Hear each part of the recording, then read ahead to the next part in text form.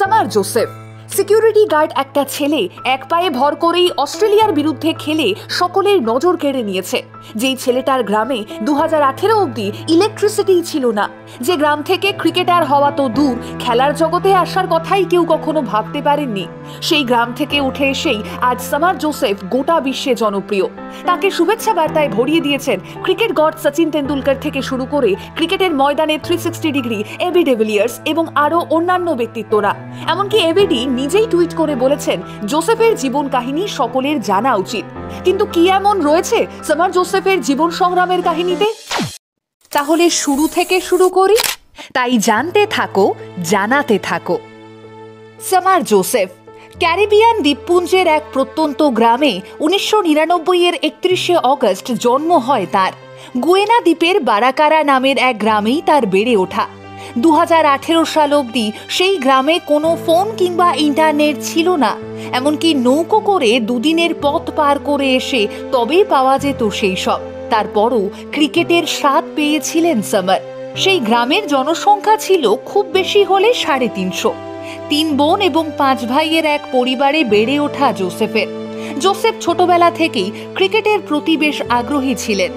জোসেফের সংসারে দারিদ্রতা ছিল বরাবরের সঙ্গী। ছোটবেলা থেকেই প্রত্যক্ষ করেছিলেন অভাব অনটন, তবুও ছেঁড়া কাঁথায় শুয়েই তিনি কোটি টাকার স্বপ্নটা বুনেছিলেন। কিন্তু যে সংসারে নুন আনতে পান্তা ফুরোয় সেখানে ক্রিকেট? আসলে ইচ্ছে থাকলেই উপায় হয় বোধহয়। কখনো লেবু, কখনো পেয়ারা, আবার পিচের মতো ফল দিয়েও টেপ বলে প্র্যাকটিস শুরু করেন জোসেফ। আবার কখনো প্লাস্টিকের বোতল গলিয়ে তৈরি বল ব্যবহার করেও তিনি অনুশীলন করতেন। পাশাপাশি সংসারের খরচ চালাতে জোসেফ তার ভাই বোন এবং বাবার সঙ্গে লগিং শিল্পে কাজ করতেন। আর এই কাজ করতে গিয়েই একদিন এক দুর্ঘটনার সম্মুখীন হন। গাছ পড়ে গিয়ে আঘাতপ্রাপ্ত হন জোসেফ, আর এমতাবস্থায় তিনি সেখান থেকে বেরিয়ে পড়েন অন্য কোনো কাজের খোঁজে। পৌঁছে যান নিউ আমস্টারডামে এবং সেখানে কাজে যোগ দেন একজন নিরাপত্তারক্ষী হিসেবে। সিকিউরিটি গার্ড হিসেবে তার চাকরির জন্য তাকে দীর্ঘ 12 ঘন্টা শিফটে কাজ করতে হতো। এক্ষেত্রে ক্রিকেটের ময়দানে প্রচেষ্টার জন্য সংকীর্ণ হচ্ছিল তার সুযোগ। এমতাবস্থায় জোসেফ তার চাকরি ছেড়ে দেওয়ার সিদ্ধান্ত নেন এবং ঠিক করেন তিনি তার ক্রিকেটের স্বপ্নকেই এবার থেকে গুরুত্ব দেবেন। ব্যাস, এই ছিল শুরু। কথায় বলে সৎপথে পরিশ্রম কখনো বৃথা যায় না। রোমারিও শেফার্ডের হাত ধরেই যেন জোসেফের ক্রিকেট জীবনের মোড় ঘুরে যায়। এরপর আর তিনি থেমে থাকেননি, খেলেন বিভিন্ন ক্লাবের হয়ে। রাত দিন চলতে থাকে পরিশ্রম, আর অবশেষে ওয়েস্ট ইন্ডিজের এই নায়ক অ্যাডিলেডে অস্ট্রেলিয়ার বিরুদ্ধে প্রথম টেস্ট আন্তর্জাতিক ক্রিকেটে অভিষেক হয় সামারের। ক্রিকেট জীবনের প্রথম টেস্ট সিরিজেই তিনি হয়ে ওঠেন সেরার সেরা ক্রিকেটার। কিন্তু গত শনিবারের ম্যাচে ব্যাট করার সময় মিচেল স্টার্কের ইয়র্কার আছড়ে পড়েছিল জোসেফের পায়ের পাতায়। যন্ত্রণায় কাতরে ওঠেন তিনি, ঠিকমতো দাঁড়াতেই পারছিলেন না। দলের সাপোর্ট স্টাফদের কাঁধে ভর করে মাঠ ছাড়তে হয় তাকে। প্রাথমিকভাবে মনে করা হয়েছিল সামারের হাড় ভেঙে গিয়েছে, তবে স্ক্যান করে দেখা যায় হাড় ভাঙেনি, যদিও তার পায়ে ক্ষত তৈরি হয়েছিল যথেষ্ট।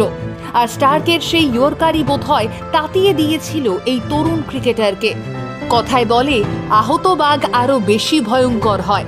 ক্রিকেট ভক্তরা যেন সেই দৃশ্যই দেখল।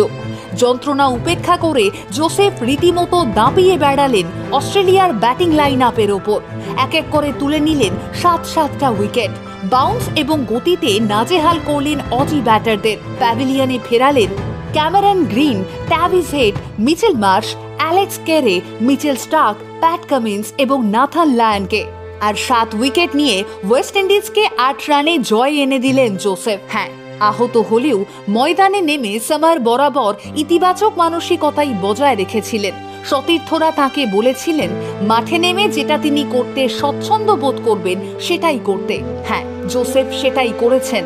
আহত পা নিয়েই, বলা ভালো এক পায়ের জোর নিয়েই তিনি অধিনায়ককে বলেছিলেন শেষ উইকেট না পড়া অবধি তিনি বল করতে চান। এরপরের গল্পটা সকলের জানা।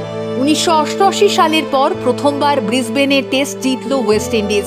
হ্যাঁ, 27 বছর পর অস্ট্রেলিয়ার মাটিতে টেস্ট ক্রিকেটে জিতল ক্যারিবিয়ানরা। আর সামার জোসেফের হাতে উঠে এলো প্লেয়ার অব দ্য ম্যাচ এবং প্লেয়ার অব দ্য সিরিজের নির্বাচনের খেতাব। একটা সময়ে সিকিউরিটি গার্ড উঠে এলেন, 22 গজের শিরোনামে।